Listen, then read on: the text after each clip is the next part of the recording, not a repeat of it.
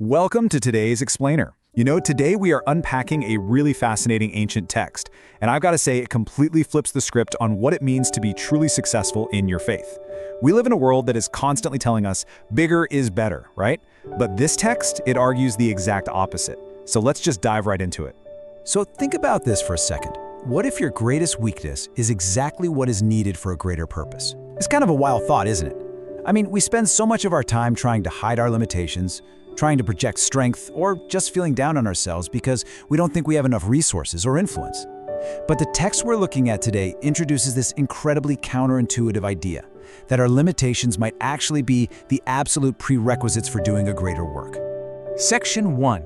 A church with little strength in the ancient city of Philadelphia. To really get a handle on this, our source points us to a historical pivot point. It's a specific congregation in the ancient city of Philadelphia, mentioned right there in the book of Revelation.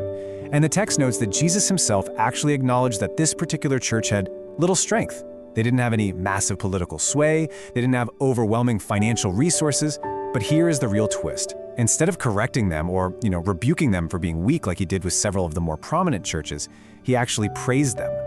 You see, to anyone looking from the outside, this congregation probably appeared completely insignificant. They had super limited influence, really modest abilities. Honestly, by worldly standards, they seemed way too small to make any real difference. But the text reveals that heaven saw something entirely different. Heaven saw loyal hearts. Even though their strength was little, they absolutely refused to compromise. They kept his word. Section 2. Worldly metrics versus God's metrics, a paradigm shift. And that brings us to a major paradigm shift. The core paradox here is how dangerous it can be to use modern standards to measure spiritual success. I mean, the world measures success by numbers, influence, popularity, visibility. Social media literally runs on this, right? But this ancient text, it argues that success is measured in an entirely different way through unseen motives, quiet sacrifices, and just daily faithfulness. It is so easy for us to assume that the biggest blessings only go to the largest organizations or the most charismatic leaders, but this text flips that assumption totally upside down. Actually, there's a really powerful quote from the material that says, "A small church that faithfully teaches God's word pleases him more than a large congregation that compromises biblical truth." That is just such a huge validation for anyone who's ever felt inadequate. It suggests that God does not evaluate our service or our lives the way people do. He sees the motives that literally nobody else can see, and he notices those little sacrifices that never, ever get a round of applause. Section 3. A pattern of ordinary people. Unlikely individuals, extraordinary purposes. Now, the story of Philadelphia wasn't just some random one-off. It actually reveals a foundational pattern woven throughout the entire biblical narrative. History is just packed with major figures who had profound limitations. Think about it. Moses, he really struggled with speaking. David was literally the youngest, most overlooked shepherd boy in his family. Gideon was convinced he was the absolute weakest member of his entire clan. And the disciples? Just ordinary fishermen and common laborers. The pattern is undeniable. Time and time again, unlikely individuals are chosen so that power shines brightest through human weakness. Section 4. The promise of open doors, divine opportunities. Because of this faithful weakness, the text outlines an extraordinary promise given directly to this small congregation. It says, "See, I have placed before you an open door that no one can shut."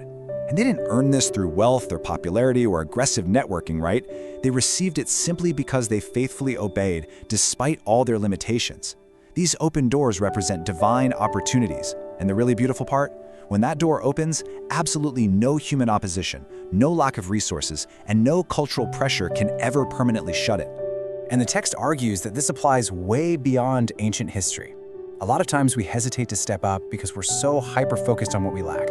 We think, oh, I need greater abilities first. But these open doors, they represent everyday situations. Sometimes it's just an opportunity to share the gospel. Sometimes it's a chance to encourage a friend who's really hurting. Or maybe it's the quiet influence you have on your family, or right there in your workplace.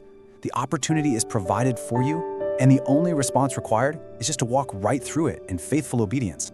Section 5. Why your faithfulness matters. Valiant loyalty in difficult times. So let's bring this home to everyday life. Because it takes some serious, valiant loyalty to choose integrity over popularity, especially in a culture that is constantly pressuring us to compromise. But the message is clear. Small churches matter. A deep commitment to biblical truth in a modest, maybe even tiny setting is seen and it is deeply valued, even if you sometimes sit there wondering if you're making any kind of dent in the universe. It also emphasizes that quiet servants matter. If you are someone who sets up the chairs, or cleans up late, or serves faithfully behind the scenes without ever getting a public shout-out or a thank you note, this text insists that your unseen labor absolutely does not escape notice. Hidden acts of kindness matter too. Taking the time to visit someone who's lonely or sharing your faith with just a handful of people each year, that stuff might never make a headline. It's definitely not going to trend on social media, but the text frames every single one of these moments as incredibly precious. And hey, even when your spiritual life feels completely inadequate or your gifts seem super limited, the source material reassures us that simple prayers matter. They act as the heartbeat of a loyal connection. It just proves that obedience is never, ever overlooked. Which brings us to the climax of this whole message. Ordinary believers matter. In this ancient paradigm, faithfulness is never measured by the size of the crowd. It's not measured by the volume of the applause.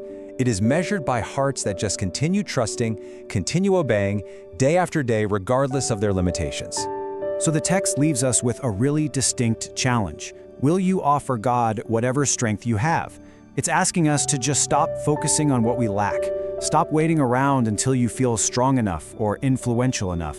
Instead, it's an invitation to trust that your modest faithfulness can be multiplied for a much, much greater purpose. Because at the end of the day, the takeaway is crystal clear. Heaven does not celebrate popularity.